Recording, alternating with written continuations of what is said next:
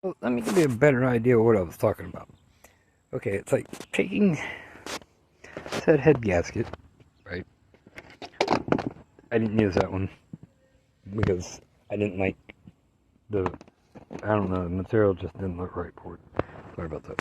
But, like, here's my idea of what I was talking about. Because, see, what I'm having an issue with is when my rocker arms are on and they put the pressure on the valves, the exhaust valves are hitting my pistons and literally stopping the engine from turning over. It locks the engine down. I already put it to a test.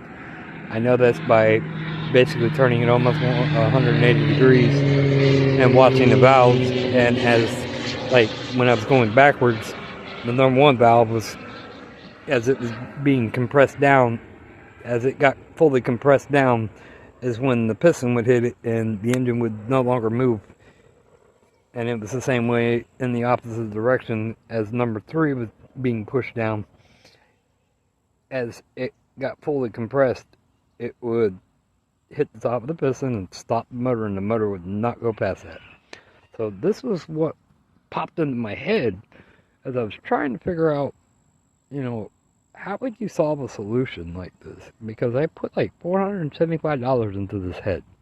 It's been redecked, but imagine the redecking, put it at its max, where, now I do not have the clearance between the piston and the valve for it to work properly.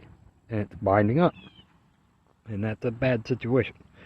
I'm not going to turn it over by starter and take a chance of punching holes through my pistons. I'm not going to do that. Or damaging the valves.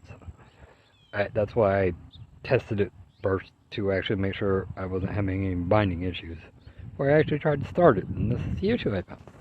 But my idea to solving the problem that I feel in my head was a solution to, or a possible solution, let's put it this way, is to take like a piece of aluminum billet, or billet aluminum, let's say that right, and like designing it like the head gasket, just like that, so it has all the bolt holes, the, all the accessories, so it, allows that stuff to continue to flow in the billet aluminum, and make like a spacer plate, so when the head is decked down, if you lose that valve clearance and you have this issue that I'm running into, you could put a head gasket down on the block, put that spacer plate that allows you to gain that gap